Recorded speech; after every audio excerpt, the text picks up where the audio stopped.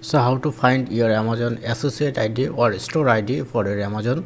For that you have to go your Amazon affiliate account first, and then top right corner you can see store. This is the store ID.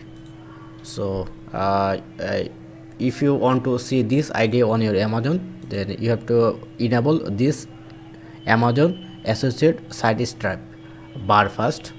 So suppose I am if I click on this text, then I can see my store ID, tracking ID for my website, and I able to generate short link or full link here. So if you want to this bar, you have to go your Amazon associate and tools, and then press on Amazon site stripe. Then you have to you can see this kind of interface. You have to press on learn more, and you have to disable enable it to status to see your this kind of bar.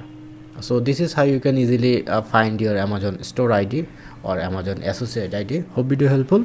Please thumbs up and do subscribe. If you have any question, feel free to ask in comment section below. Have a good day.